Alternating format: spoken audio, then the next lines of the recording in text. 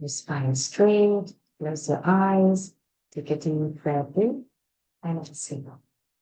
Take a deep breath in and exhale. Take a deep breath in, hold it there.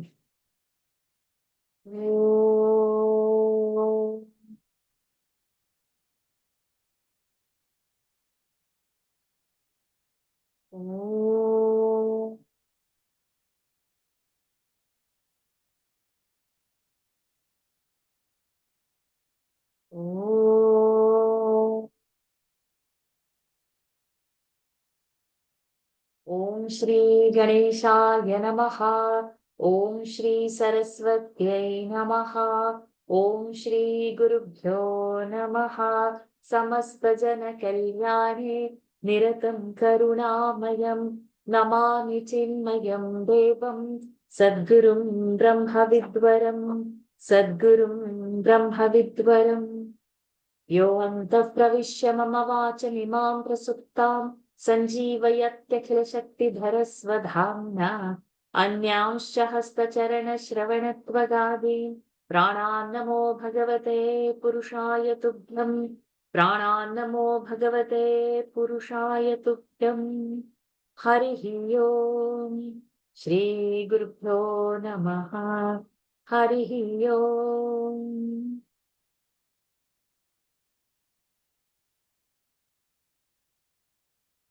अगजानन पद्मार्कं गजाननमहर्निशम् अनेकदन्तं भक्तानाम् एकदन्तमुपास्महे। श्रीमहागणपतये नमः।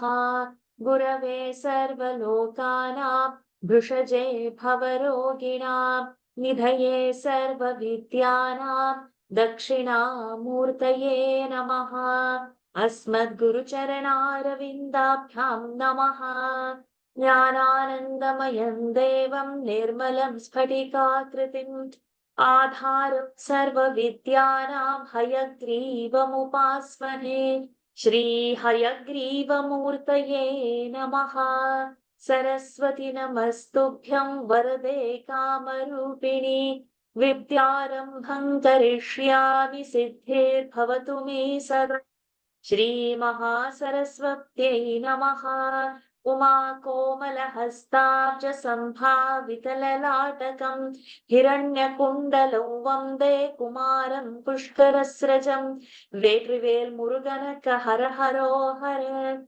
भूतनाथ सदानन्द सर्वभूतदयापर। रक्ष रक्ष महाबाहो शास्त्रे तुभ्यं नमो नमः। स्वामिये शरणमय्यप्पा। कोमलं कूजनं वेणुं श्यामलोऽयं कुमारकः वेदवेद्यं परं ब्रह्म भासतां पुरतो मम। सायंकाले वनान्ते कुसुमितसमये सैकते चन्द्रिकायां त्रैलोक्याकर्षणाङ्गं सुरवरगणिका मोहनापाङ्गमूर्तिम् सेव्यं शृङ्गारभावैः नवरसभरितैः गोपकन्यासहस्रैः त्वं देहं रासकेलीरतमतिसुभगम् पश्य गोपालकृष्णम्। आनीलश्लक्ष्णकेशञ्ज्वलितमकरसत् कुण्डलं मन्दहासस्यन्दाद्रं कौस्तुभश्रीपरिगतवनमालोरुहाराभिरामम्। श्रीवत्साङ्कं सुबाहुं मृदुलसदुदरं काञ्चनच्छायचेलम् चारुस्निग्धोरुमम्भोरुहललितपदं भावयेऽहं भवन्तम्। श्रीकृष्ण गोविन्द हरे मुरारे हे नाथ नारायण वासुदेव। श्रीकृष्ण गोविन्द हरे मुरारे हे नाथ नारायण वासुदेव। श्रीकृष्ण गोविन्द हरे मुरारे हे नाथ नारायण वासुदेव। सदा सर्वत्र गोविन्द नाम संकीर्तनम् गोविन्द गोविन्द। मोक्षाधिसारमय भागवताख्यदध्नो नारायणीयनवनीतमहो गृहीत्वा मायामयौघपरितप्तजनाय योगात् नारायणावनिसुराय नमोऽस्तु तस्मै गङ्गा गीता च गायत्रपि च तुलसिका गोपिका चन्दनं तत् सालग्रामाभिपूजा परपुरुष तथैकादशी नाम वर्णाः एतान्यष्टाप्ययत्नान्यपि कलिसमये त्वत्प्रसादप्रवृद्ध्या क्षिप्रं मुक्तिप्रदानेत्यभिदधुर्षयस्तेषु मां सज्जयेथाः हरये नमः गोपिका जीवनस्मरणं गोविन्दा गोविन्द श्री പൊന്നുഗുരുവായൂരപ്പനെ ശരണം ആനന്ദചിന്മയനേ ശരണം ചോട്ടാനിക്കര ഭഗവതി അമ്മയെ ശരണം നാരായണ അഖില ഗുരു ഭഗവൻ നമസ്തേ. Pranams to the Lord. Pranams to all the Mahatmas in tonight's Narayanium session. We have completed first 19 Dashakams. We have finished the Parayan also of those. Today we'll straight away get into 20th Dashakam. And we will complete it today. And if time permits, we will complete the Parayan as well. Because the meter is not new for us and the tune also is familiar. So in today's, where now Rishabhadev is going to come in today's Dashaka, it is in Upajati Chandas. Who remembers Upajati and where have we seen it?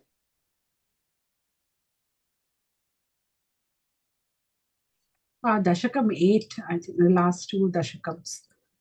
Correct. The last two verses. Yes, yes, yes, correct. And Yes. 11 So also. what is the Lakshana of Upajati? What happens in Upajati? The Indra combination. Vajra, Indra Vajra. Correct.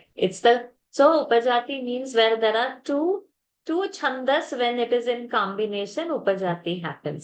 And the most common are seen are Upendra Vajra and Indra Vajra. So what is the Lakshana now? What do we see over here?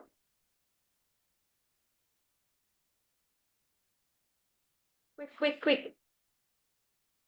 Upajati. What is the Lakshana? What are we seeing over here? You see the Guru is the 2, 4, 5, 8, 10 and 11. 1379 is Lakhu. 1379 is Lathu. And he has said the Guru. Okay.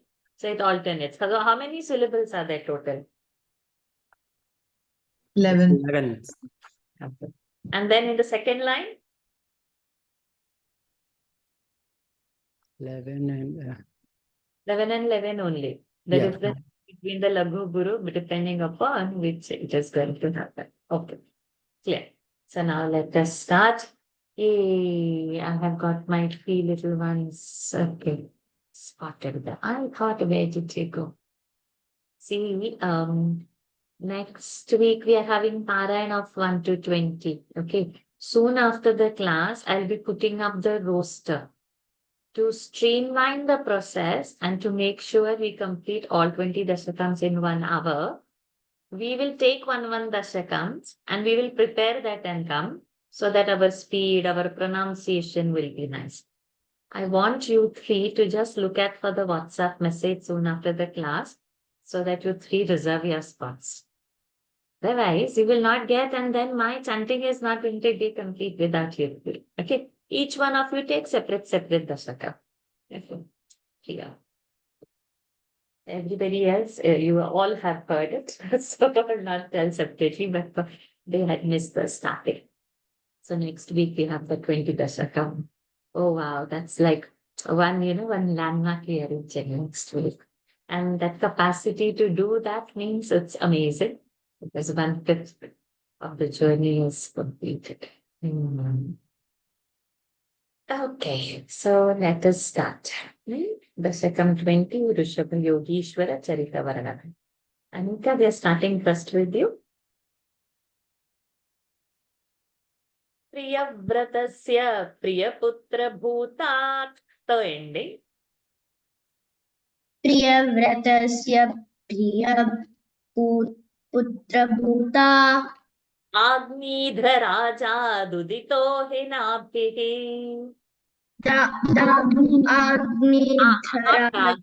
Agni Agni. Not da.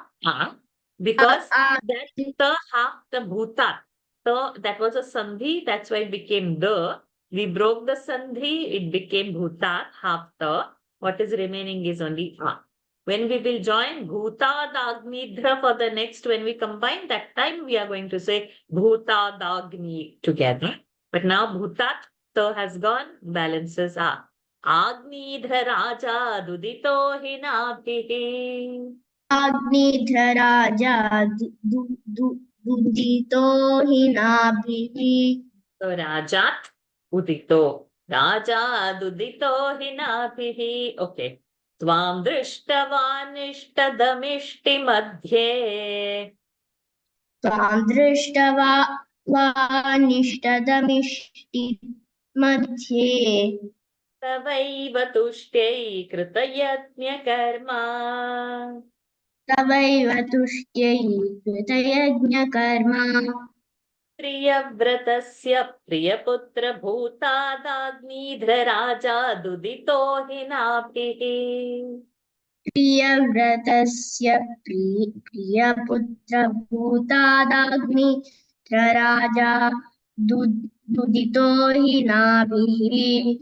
त्वां दृष्टवानिष्टदमिष्टिमध्ये तवैव तुष्ट्यै कृतयज्ञकर्मा. त्वां दृष्टवानिष्टदमिष्टिमध्ये तवैव तुष्टै कृतयज्ञकर्मा. प्रियव्रतस्य प्रियपुत्रभूतादाग्निद्रराजा दुदितो हिनाभिः. त्वां दृष्टवानिष्टदमिष्टिमध्ये तवैव तुष्ट्यै कृतयज्ञकर्मा.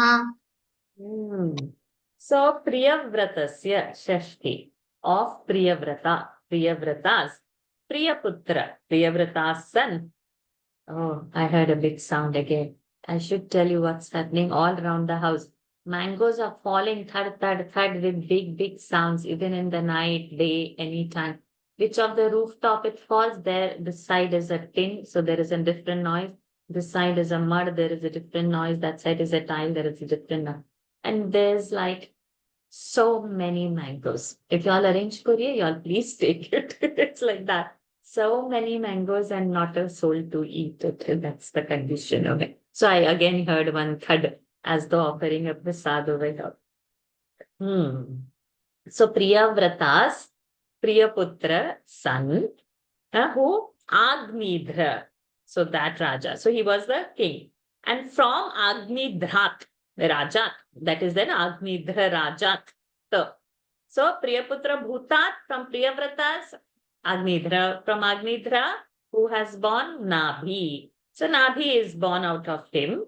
And Tvam, Bhattakari ji is saying to Lord Krishna, Guru Vairapa, Tvam, to you, Drushtavan, to see you, Ishtaidam. He had this desire to see you, and Mishti Madhye, idam Ishti Madhye is in the Yajna, in the Homa Kunda, he has done Tavaiva Tushte to satisfy you, Kruta Yajna Karma. He has made Yajna Karma.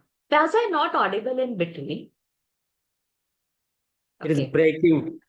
I'm It's so breaking, sorry. Varshaji. Yeah, there is some breakage. Yeah. I'm moving some more closer to the door.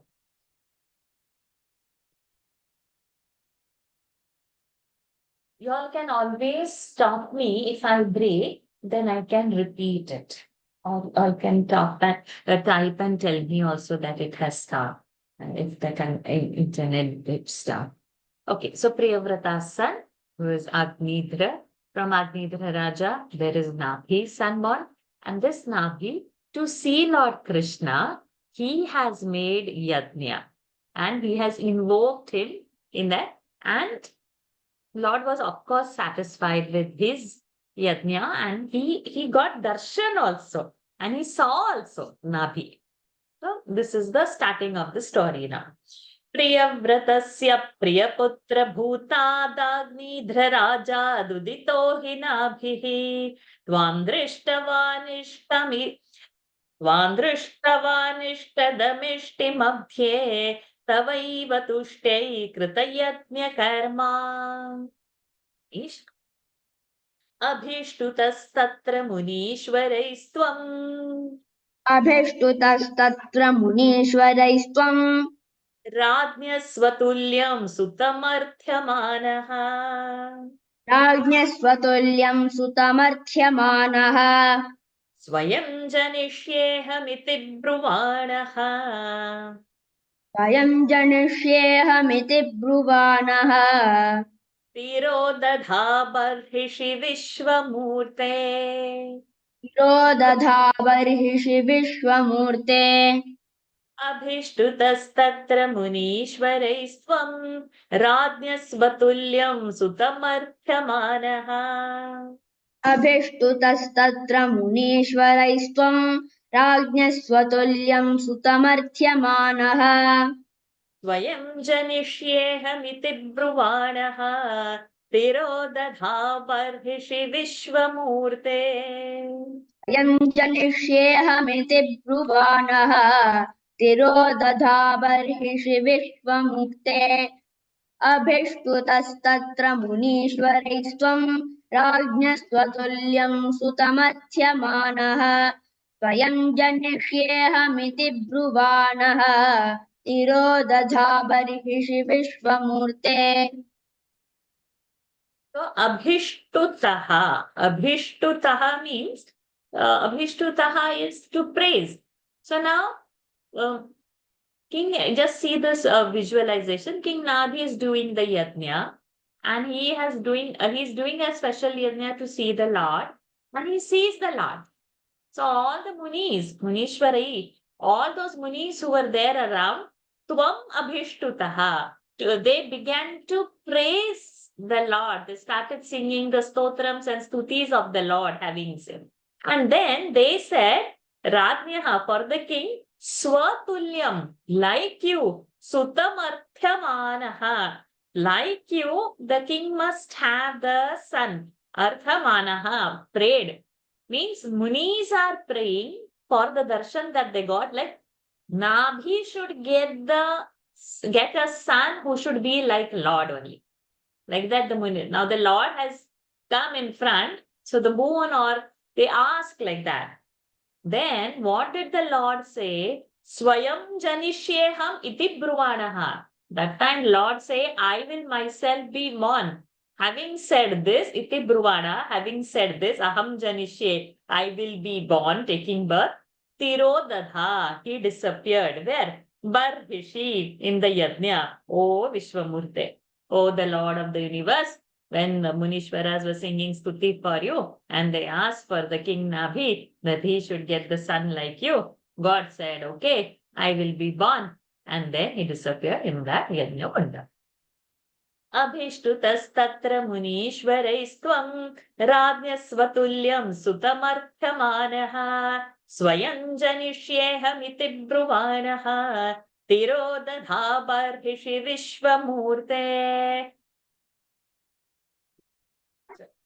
नाभिप्रियायामथ मेरुदेव्याम् अभिप्रियायामथ मेरुदेव्याम् त्वमंशतो भूरऋषभाभिधानः त्वमंशतो भूर्षभाभिधानः अलोकसामान्यगुणप्रभाव.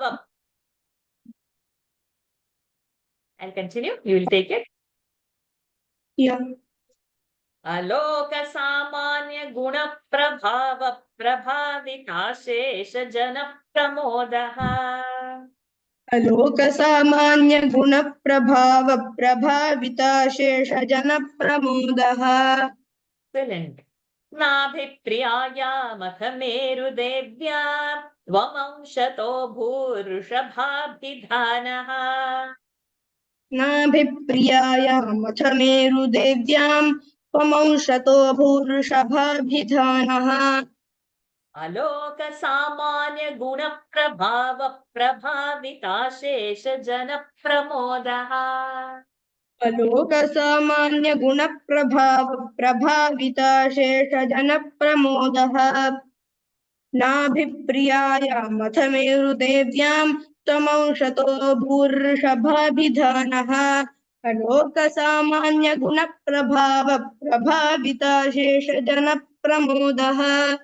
So now over here, God is born by the name of Rishabh. So over here we'll say, Bolo Rishabhadev ki jai. So write down like that and keep over there. So we acknowledge that Lord has born. Lord's Amshataha has been a Tvam Amshataha. You have come as a part incarnation. Could you please repeat what you said? Just Yeah, Bolo Rishabha Devaki Jai. Rishabha Dev has born. So God has born to Nabhi and so we will see the meaning. Then we will come to know. Nabhi Priyayam Atha Meru Devyam. Nabhi Priya. Nabhi's dear is his wife. So to his wife Meru Devya, Tvam, you, Patadiri ji saying to Lord, Amshataha Bhu. You were born as a part incarnation. And Rushabhabhidhanaha as Rushabha. So now Rishabha Dev has been born. Rishabha is Lord's incarnation, right? So we acknowledge that and we say Rishabha Dev ki jai. Then, how is the Lord? So, Aloka, something which is wonderful, like nobody has that quality. Samanya Guna Prabhav, he's beyond. And he didn't have, like, he was Prabhavita Ashesha Jana Pramodha. Everybody in the world were just wonderstruck by his asadharana qualities, one which is not so commonly found. So they were all wonderstruck with such a birth.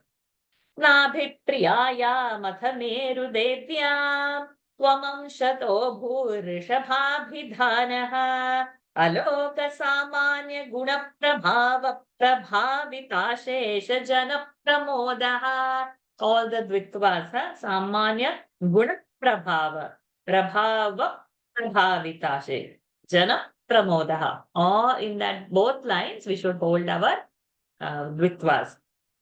Nabhipriyaya mathameru devyam tvamamshato bhurishabhabhidhanaha Aloka samanya guna prabhava prabhavita shesha jana pramodaha. Bola Rishabha ki jai. Any kids are there? Sumita ji, Sumita Bhattachan ji. Tvai triloki dhritirajya bharam. Tvai triloki dhritirajya bharam. Bharam. Tvai triloki dhritirajya bharam. Nidhayanabhis saha meru devya. Nidhayanabhis saha meru devya. Tapovanam prapya bhavan nishevi. Tapovanam prapya bhavan nishevi. Gatah kilananda padam padante. Gatah kilananda padam padamte. Tvai Yet three is also dvitva. Tvai triloki dhritirajya bharam nidhayanabhis saha meru devya. Tvai triloki dhritirajya bharam nidhayanabhis saha meru devya. Tapovanam prapya bhavan nishevi gatah kilananda padam padante. Tapovanam prapya bhavan nishevi. Tapovanam prapya. Third line. Tapovanam prapya bhavan nishevi gatah kilanand padam padante. Go for the full one. Tvaitriloki dhritirajya bharam nidhayanabhis saha meru devya. Tapovanam prapya bhavan nishevi gatah kilanand padam padante. Very good. So now what happens out over here? So to Nabhi Rishabhadev is born, correct? So now what? And Nabhi is how? Nabhi is a Trilokabhra. So or he is a great king. So what did he do? Tvai in you, what he has done? Triloka Priti. To you, he was the ruler of the three worlds. He Rajya Bharam Nidhaya. To you means to who? Bhattataraji is saying to the Lord. But Lord has come as Rishabhadev. So Nabhi has now given all the Bharam to his son. But son is not son, right? Son is Bhagwanji only. So Bhattataraji is saying, Tvai Rajya Bharam Nidhaya. To you, the Rajya Bhara, the all administration of his kingdom was given. And Saha Meru Devya, with Meru Devi, his wife, Tapovanam Prapya, having reached the forest, Bhavan Nishevi, he started meditating on him, Nishevi, his mind on Bhagwanji. And then Gata Kila Ananda Padam Te. And of course, Kila, indeed, his mind is rested on you, and he was Gata, he went into state of bliss. Ananda Padam Te, the highest state of bliss. Who? Nabhi, having given to Rishabdev. Rishabdev is Bhagwan Samsha. So, son is born, given administration, and now Nabhi is gone. But how we are? We want our son to become big, okay, then marry, then what? Then the kids come, then the grandchildren we want to play. We can't leave our house. And we don't give the grip of our house to anybody, however good the daughter-in-law be. It is not given only, and it is so difficult to even delegate duties.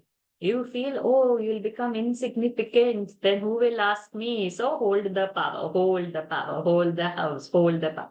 It's like a constant thing. And not just this mother-in-law, daughter-in-law thing, even in the office, if somebody who is doing better and you have to delegate some job, it's not easily everything is given and told. You hold on something so that people come to ask you again. Complete delegation doesn't work out over there.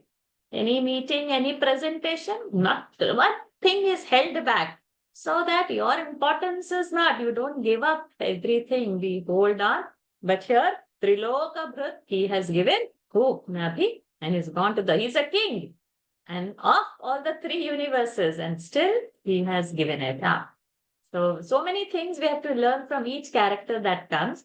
In Bhagavatam, everything is elaborate. Narayaniam, we are trying to squeeze in our time and go ahead. But these are all the shlokas that we have to, dwell on and enjoy those things. Tvai Triloki Dhritirajya Bharam Nidhayanabhi Sahameru Devya Tapovanam Prapya Bhavan Nishevi Gatah Kilananda Padam Padante. Sumanaji. Indrastvaduৎkarsha Kritadamarshat. The ending. That though is there, no? That down, that has gone up as half the. Indrastvaduৎkarsha Kritadamarşat. Vavaršanasmin Vavaršanasmin Bhavarshe. So, Vavaršanasmin, it will be not Naja, it is Ajana Bhavarsha. But there will be that Sandhi and hence double Na. So, when you break that double Na Sandhi, half Na has gone to Asmin. And the other Na is not existing. Other Na has become A, and the Varsha's name is Ajana Bhavarsha. Okay. Vavaršanasmin Najana Bhavarshe. Vavaršanasmin Najana Bhavarshe. Yada tadatvan nijayoga shaktya. Yada tadatvan nijayoga shaktya. Svavaršamena vyadadhasu varsham. Svavaršamena vyadadhasu varsham. Indrastvaduৎkarsha Kritadamarshadva Varsha. So Marshadva Varsha will come when we are joining together. Indrastvaduৎkarsha Kritadamarshadva Varsha Nasmin Najana Bhavarshe. Indrastvaduৎkarsha Kritadamarshadva Varsha Nasmin Najana Bhavarshe.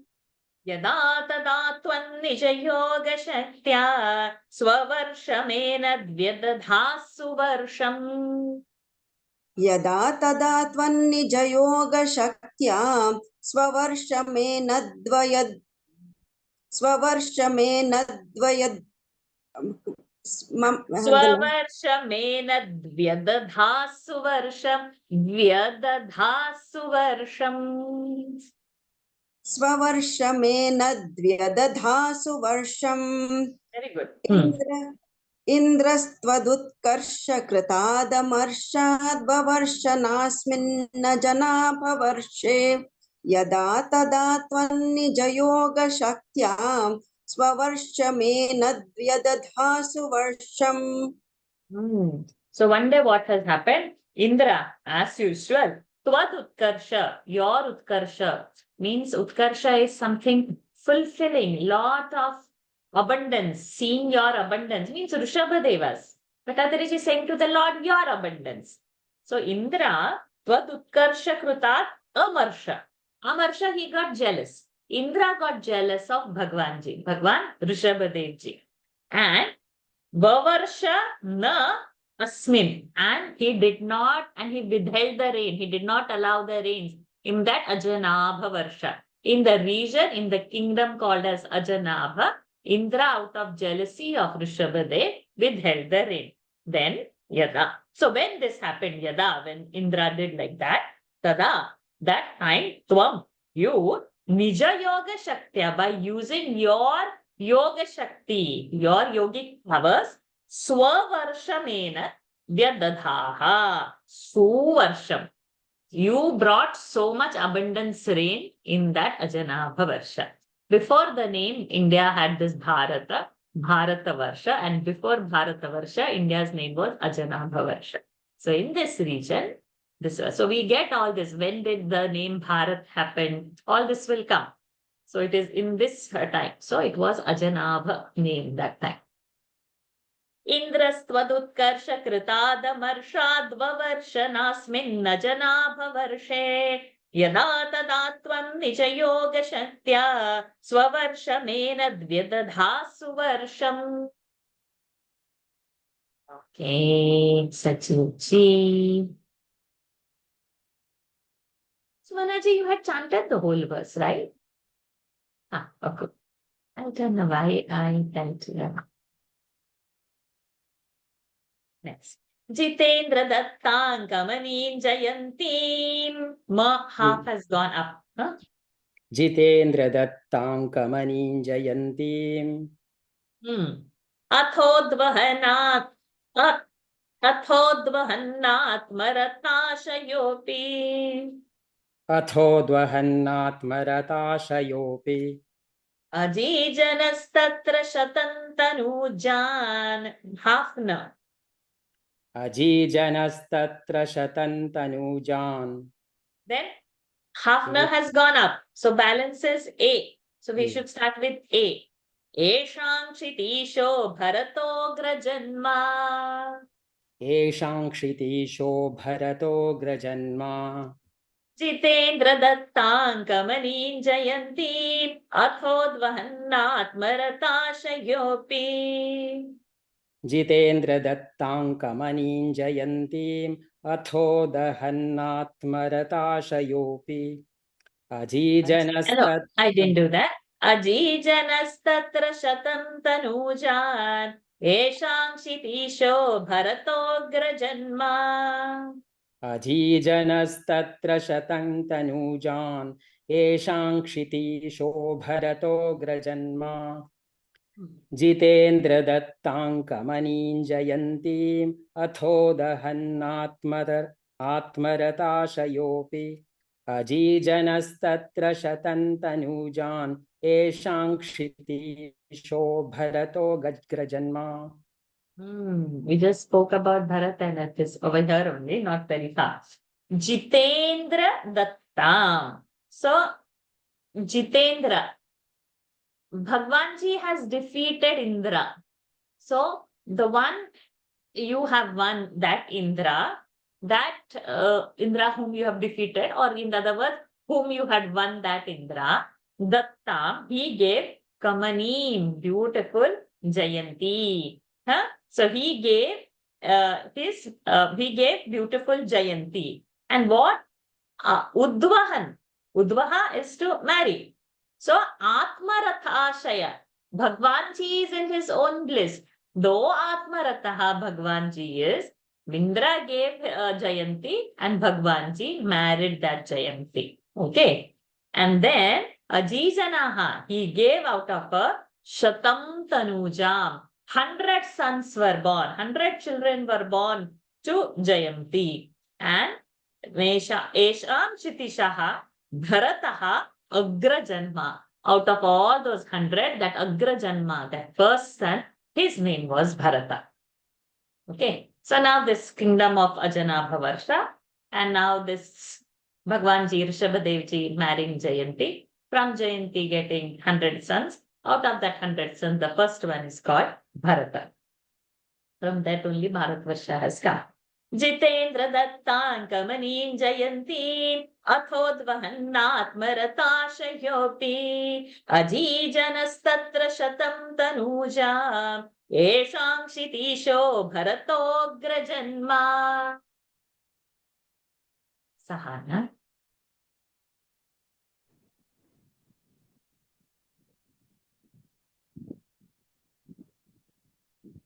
Nava Bhavan Yogi Varanavanye Nava Bhavan Yogi Varanavanye Svapalayan Bharata Varsha Khandan Papalayan Bharata Varsha Khandan Saikatvashitistava Shesha Putraha Saikatvashitistava Putraha. Putraha because plural. Okay. So when we don't do Akimatra, that time it is one Putraha, and when we do Akimatra, it's plural. Saikatvashitistava Putraha. Putraha Tapobaladhu Surabhuyamiyuhu Tapobalat Bhusurabhuyamiyuhu Nava Bhavan Yogi Varanavanye Twapalayan Bharata Varsha Khandan Nava Bhavan Yogi Varanavanye Tvapalayan Bharata Varsha Khandan Saikatvashitistava Shesha Putraha Tapobaladhu Surabhuyamiyuhu Saikatvashitistava Putraha Tapobalat Bhusurabhuyamiyuhu Nava Bhavan Yogi Varanavanye Tvapalayan Bharata Varsha Khandan Saikatvashitistava Putraha Tapobalat Bhusurabhuyamiyuhu. Very beautiful thing is happening now. So see, Bharata Varsha, we get the name over here. Now India's name is Bharat, and this government has reintroduced the word in many occasions, calling it Bharat. Bharat we should call, why India? It's nowhere given in the scriptures. Our scriptures call our country's name as Bharat only. Our scriptures, India name is not there. Or this Bhukhanda. In the description of Bhukhanda is also said which area is Bharatavarsha. Okay, so now over here, what happens? Nava Bhavan. Nava Bhavan. Who? Yogi Varaha. 9 of those 100 children, they become Yogi Vara, greatest yogis. Then Nava Anye, another 9. Tu, Tvapalayan is Tu Apalayan. Apalayan ruled. Past tense. Bharata Varsha Khandan. So many different parts of India. The other 9 ruled. Sa Eka Tu Ashitihi. Ashitihi 80. Eka 81. Shesha Putraha, the remaining. Tapobalat, with their Tapobala, Bhusura Bhuyah. Bhusura Bhuyam. means the highest godliness. Iyuhu, attain. So Bhusura Bhuyu means the top, whatever is the topmost, means they realize the supreme truth. Nava bhavan yogi varanavanye tvapalayan bharata varsha khandan saikatvashitistava shesha putraha tapobalad bhusura bhuyamiyuhu. Bhusura bhuyam iyuhu, like that it is. And in S.N. Shastri's book, you will get the 9 yogis' names, Kavi, Hari, Antariksha, Prabuddha, Pippalayana, Abirhotra, Drumila, Chamasa, and we get these names in different occasions. And if you want some more details, do visit Bhagavad, 9th Canto, Chapter 2. Okay, Radha Krishnan ji.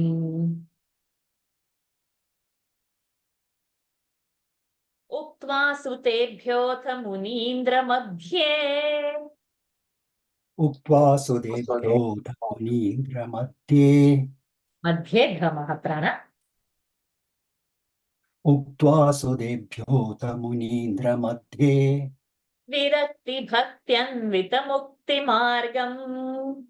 Virakti bhaktyannvita mukti margam. Swayangatah paramahamsya vrittim. Swayangadav paramahamsya vrittim. Adha jadonmatta pishachacharyam. Madha jadonmatta Vrittim, we said, no. Vrittim, we said ma over there. Adha, we should start, not madha. Adha. Adha jadonmatta pishachacharyam. Adha jadonmatta pishachacharyam. Uktva sutebhyot munindra mabhye virakti bhaktyanvita mukti margam. Uktva sudebhyo dhammunindra madhye virakti bhaktyanvita mukti margam. Swayangatah paramahamsya vrittim madha jadonmatta pishachacharyam. Vrittim madha. Or vrittim and adha. You can break also and say no problem. Swayangadav paramahamsya vrittim adha jadonmatta pishachacharyam. Uktva sudebhyo dhammunindra madhye virakti bhaktyanvita mukti margam. Swayangadav paramahamsya vrittim adha jadonmatta pishachacharyam. Then what did Bhagwan ji do? Sutebhyaha uktva, to his sons, what did he tell? In Munindra Madhye, amidst the great sages, Bhagwan gave Upadesham of Virakti, dispassion. And for that dispassion, along with, for the Mukti Margam, for getting moksha, what they have to do, how they should cultivate the devotion, how they should be a renunciate. Bhagwan gave Upadesh to his son. And then, Swayam Gataha Paramahamsya Vrittim. He himself was in a Paramahamsa status anyways. And then, how did he follow the rest of his life? Jadonmapta Pishachacharyam. Means like a mad person. Jadonmapta. Pishachacharyam. As though some ghost. Sometimes outside some temples or some pilgrim centers, we'll find some people like that. And we assume those are mad people. It doesn't make any difference to them whether you show disgust or whether you do it. They have least bother.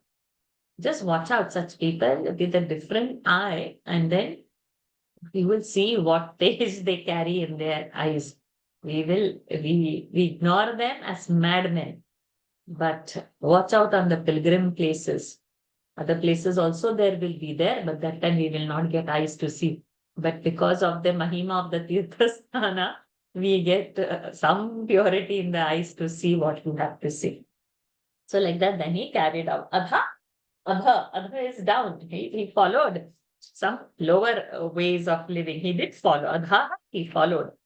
उक्त्वा सुतेभ्योऽथ मुनीन्द्र मध्ये विरक्ति भक्त्यन्वित मुक्ति मार्गं स्वयं गतः पारमहंस्य वृत्तिम् अधा जडोन्मत्त पिशाचचर्या.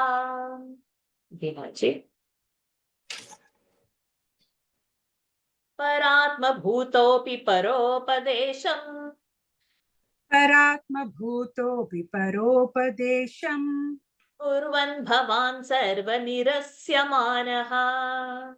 कुर्वन् भवान् सर्वनिरस्यमानः विकारहीनो विचचार कृत्स्ना. विकारहीनो विचचार कृत्स्नाम् महीमहीनात्मरसाभिलीनः. महीमहीनात्मरसाभिलीनः परात्मभूतोऽपि परोपदेशम् कुर्वन् भवान् सर्वनिरस्यमानः. परात्मभूतोऽपि परोपदेशम् कुर्वन् भवान् सर्वनिरस्यमानः विकारहीनो विचचार कृत्स्ना महीमहीनात्मरसाभिलीनः. विकारहीनो विचचार कृत्स्नाम् महीमहीनात्मरसाभिलीनः परात्मभूतोऽपि परोपदेशम् कुर्वन् भवान् सर्वनिरस्यमानः विकारहीनो विचचार कृत्स्नाम् महीमहीनात्मरसाभिलीनः.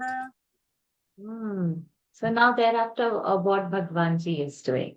Paratma Bhutopi, being also Paratma Bhuta, having absorbed, means absorbed in the Paramananda Prapti also, he continued Paropadesha. He would give Upadesha to others also, advice also. And Kurvan Bhavan Sarva Nirasyamanaha. Nirasya, he was above all the likes and dislikes. I don't like this I like. Nirasya, everything is same, indifferent to everything. There is nothing want or like or dislike. And Vikarahina, there is no Vikara, there is no attachment to anything, neither there is any aversion, nothing. He became Vikarahina, no emotions of high, low, nothing to him. And Vichachara Kritsnam, completely absorbed. What did he do? Mahim, entire earth. Ahinatma, Mahim, earth. Then Ahinatma Rasabhilina. He was completely absorbed in the supreme bliss. And he just wandered, advising people or in his own bliss without minding any or having any desire. Complete. Who? Rishabhadeva. Paratma Bhutopi Paropadesham Kurvan Bhavan Sarva Nirasyamanaha Vikarahino Vichachara Kritsna Mahinaatmarasabhilinaha. What happened? No one answers? One more we have. Okay, Sahana, please come.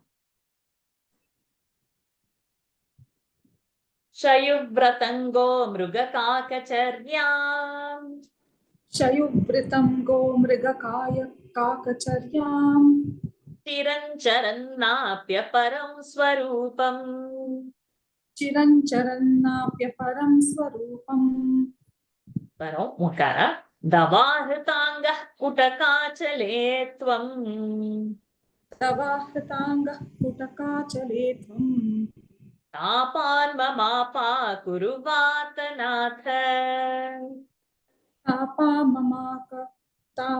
ममाप कुरुवातनाथ Tapan Mamapa Kuruvatanatha तापान् ममाप कुरुवातनाथ Shayuvratango Mrugakakacharya Chiram Charannapya Param Swarupam शयुवृतं गो मृगकाकचर्यां चिरञ्चरन्नाप्यपरं स्वरूपम् तवाहृताङ्गः कुटकाचले त्वं तापान् ममापा कुरु पातनाथ तवाहृताङ्गः पुटकाचले त्वं तापान् ममापा गुरुवातनाथ शयुवृतं गो मृगकाकचर्यां चिरञ्चरन्नाप्यपरं स्वरूपम् तवाहृताङ्गः पुटकाचले त्वं तापान् ममापा गुरुवातनाथ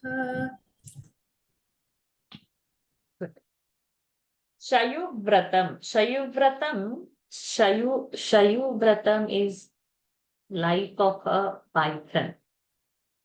Go mruga, go cow, mruga deer, kaka crow, charyam.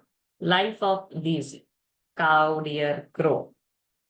He was living chiram charam for a very long time. Like this he was practicing. And apya param swarupam, and he achieved highest swarupa, means Brahman. He didn't see any difference between anything. He was Advaita. He didn't have Advaita bhav at all. What does Python do? Does he go out hunting? He just sits over there. Food comes, take. If not comes, it's fine. So Rishabdev would be like that. Cow, deer, crow, how they live? Indifferent, no? They're not bothered about anything. He's not bothered about anything. So this kind of vrata, this kind of a charya, he lived chiram for a very long time.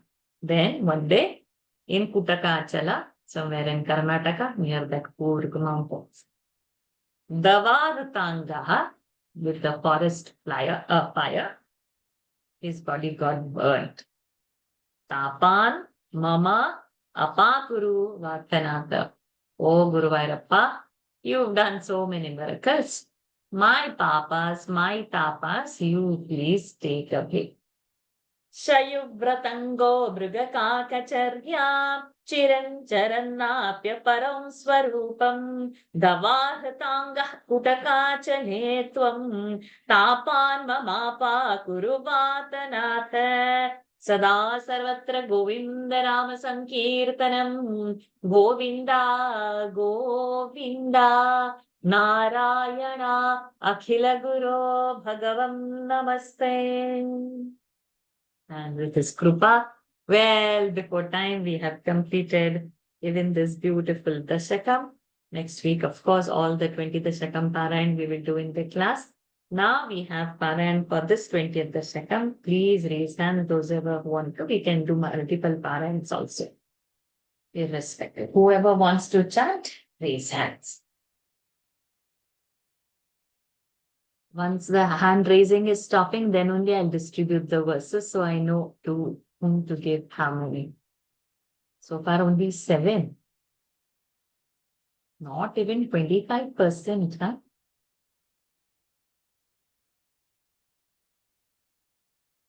Okay. I've got 10 hands now. I'll give two verses. Oh, 11. Awesome. Any more?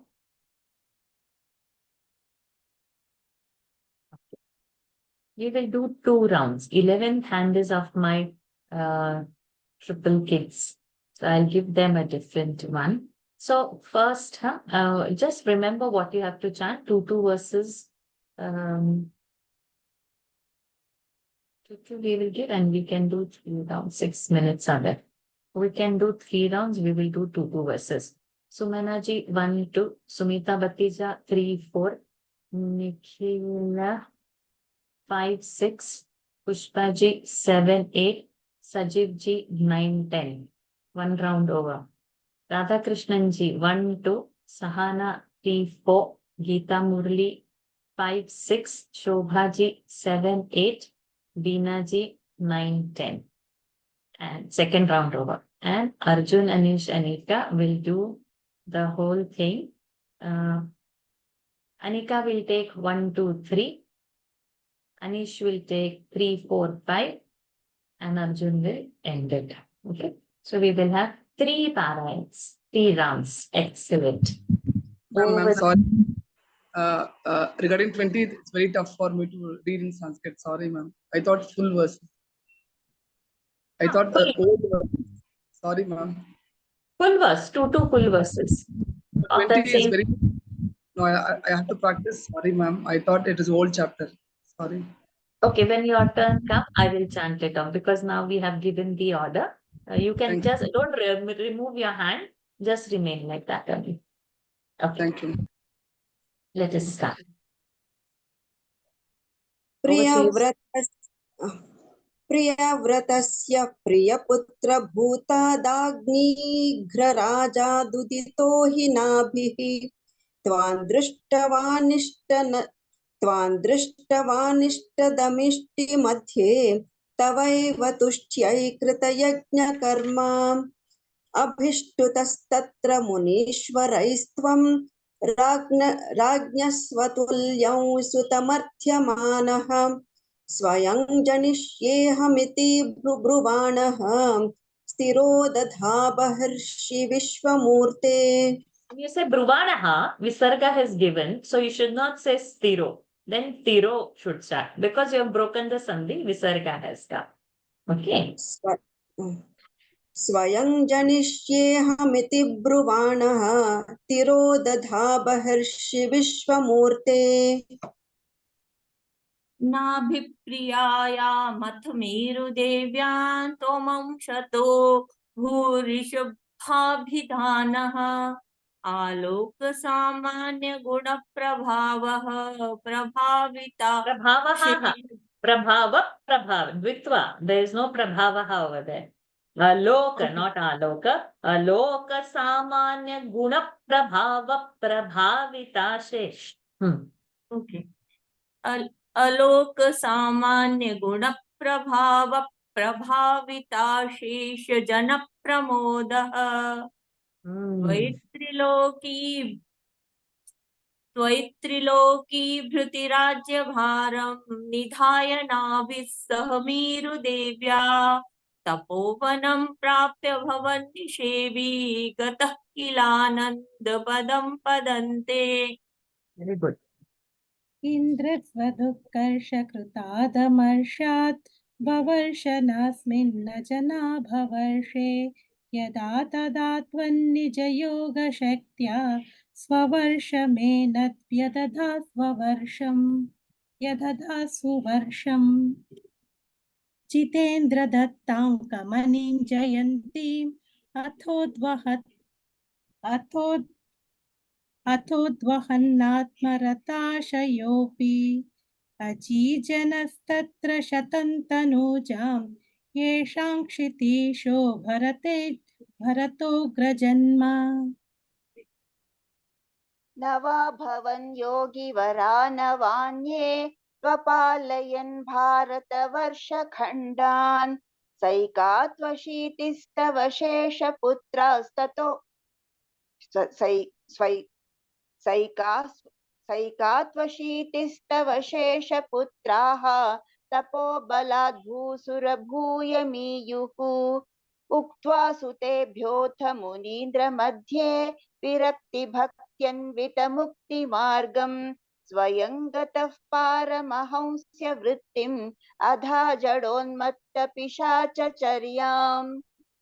परात्मभूतोऽपि परोपदेशं कुर्वन् भवान् सर्वनिरस्यमानः विकारहीनो विचचार कृत्स्नां महीमहीनात्मरसाभिलीनः संयुव्रतङ्गो मृगकाकचर्यां चिरञ्चरन्नाप्यपरं स्वरूपम् दवाहृताङ्गः कुटकाचले त्वं तापान् ममापाकुरु वातनाथ.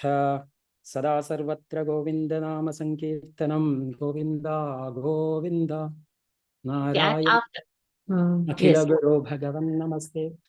After number 3, this round, please chant Bolo Rishabhadeva Ki Jai. After number 3. Okay. Yes. प्रियव्रतस्य प्रियपुत्रभूतात् आग्नित्रराजा दुदितो हि नाभिः त्वं दृष्टवानिष्टदमिष्टिमध्ये तवैव तुष्ट्यै कृतयज्ञकर्मा अभिष्टुतस्तत्र मुनीश्वरैस्त्वं राज्ञः स्वतुल्यं सुतमर्थ्यमानः स्वयं जनिष्येऽहमिति ब्रुवाणः तिरोदधा बर्हिषि विश्वमूर्ते नाभिप्रियायामथ मेरुदेव्यां त्वमंशतो भूरिषभाभिधानः अलोकसामान्यगुणप्रभाविता शेषजनप्रमोदः बोलो ऋषभदेव की जय। त्वयि त्रिलोकी भृतिराज्यभारं निधाय नाभिः सह मेरुदेव्या तपोवनं प्राप्य भवन्निषेवी गतः किलानन्दपदं पदन्ते। Ma'am, it is my turn, ma'am. Sorry. You want to chant? You change your mind. Ma'am, I have to read in Sanskrit. Sorry.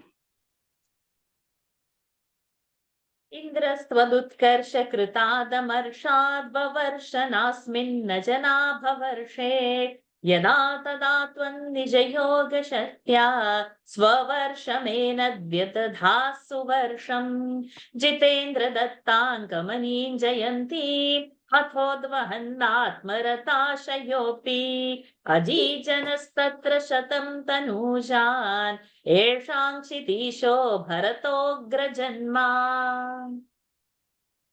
न वा भवन् योगिवरा नवान्ये त्वपालयन् भारतवर्षखण्डान् सैकात्वशीतिस्तव शेषपुत्राः तपोबलात् भूसुरभूयमीयुः उक्त्वा सुतेभ्योऽथ मुनीन्द्रमध्ये विरक्तिभक्त्यन्वितमक्तिमार्गम् स्वयं गतः पारमहंस्य वृत्तिम् अथा जडोन्मत्तपिशाचचर्याम् परात्मभूतोऽपि परोपदेशं कुर्वन् भवान् सर्वनिरस्यमानः विकारहीनो विचचार कृत्स्नां महीमहीनात्मरसाभिलीनः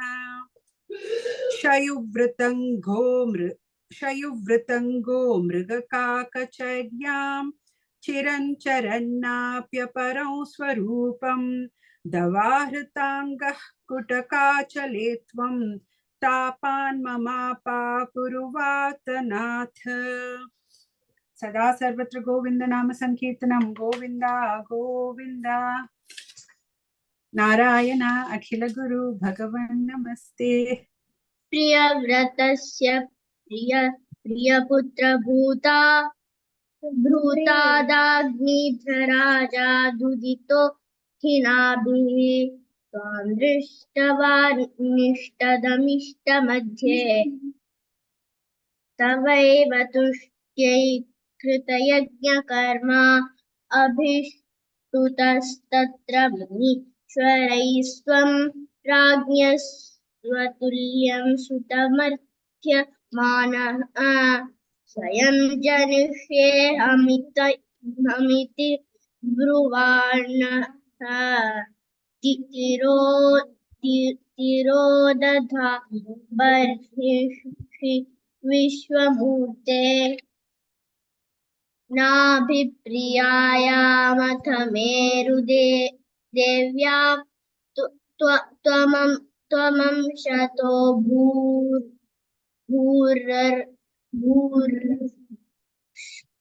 भूर्षभाभिधानः अलोकसामान्यगुणप्रभाविताशेषजनप्रमोदः बोलो ऋषभदेव की जय।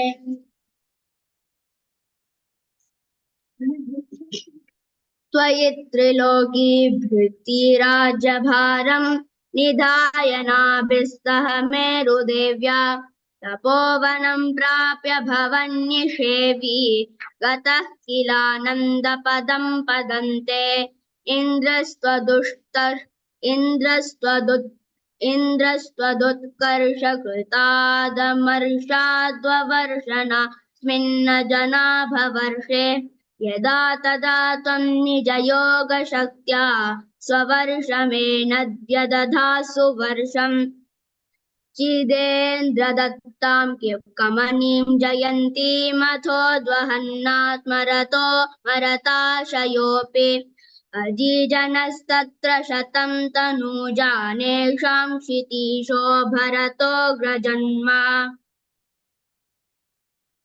नवा भवन् योगविरानवान्ये त्वपालयन् भारतवर्षखण्डान् शैकात्वशीतिस्तव शेषपुत्राः तपोबलाद् भूसुरभूयमीयुः उक्त्वा सुतेभ्योऽथ मुनीन्द्रमध्ये विरक्तिभक्त्यन्वितमुक्तिमार्गम् स्वयं गतः पारमहंस्य वृत्तिमधजडोन्मत्तपिशाचर्याम् परात्मभूतोऽपि परोपदेशं कुर्वन् भवान् सर्वनिरस्यमानः विकारहीनो विचचार कृत्स्नां महीमहीनात्मरसाभिलीनः शयुव्रतं गोमृगकाकचारिचर्यां चिरञ्चिरन्नाप्यपरं स्वरूपं गवाहृताङ्गः कुटकाचले त्वं तापान् ममापाकुरुवातनाथ सदा सर्वत्र गोविन्द नाम संकीर्तनं गोविन्द गोविन्द नारायण अखिल गुरो भगवन् नमस्ते. Awesome, Trisam. It's a treat to hear from you. Excellent. All three of you. Amazing. Thank you. Hariom, everyone. This is like a first time we could complete with meaning also and do 3-3 Parayan also. So it's coming easy, I believe. Soon after this, I'll post the roster. Please write your name against it for the Parayan 20. We'll not have double Parayan, only one chance, only that one chapter. Okay. So those who are present in the class would probably get a first chance because you know what's going to happen soon after class. Okay, Hari Om everyone. We'll join daily Gita in about 10 minutes time. Let's end this beautiful session today. Om Purnamadah Purnamidam Purnat Purnamudachyate Purnasya Purnamadaya Purnamevavasishyate. Om Shanti Shanti Shanti. Harihi Om Shri Gurubhyo Namaha. Harihi Om Shri Krishnarpanamastu. Hari Om everyone. Just one thought has come. In that, Bolo Shri, we should write Shri Rishabhadeva. Shri is missing and we should also add a word Bhagwan. Bolo Shri Rishabhadeva Bhagavan ki jai. Shri and Bhagavan, both words are necessary over there, and my apologies. Shaji, is it Dirgha Ru or Hrasva Ru? So we'll hold as a Hrasva Ru only. Okay, thank you. I missed you for the chanting. Maybe your button. No, I didn't raise my hand, Varshaji, because I'm having some meetings also going on. Thank you. Sorry about that. Okay. Hari Om everyone. See y'all. Thank you for joining. Hari Om Varshaji. Hari Om Varshaji. Hari Om Varshaji. Hari Om. Hari Om and thank you.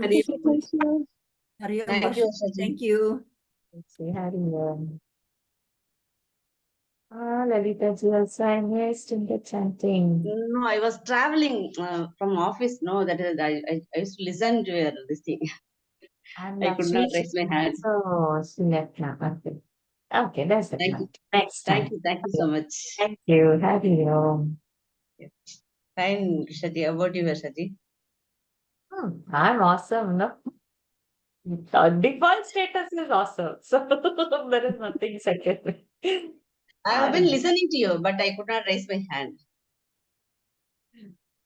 On my way back to home. That's the reason. Thank you, Ashaji. Thank you. Thank you, Sri. Thank you. Hari Om. Hari Om.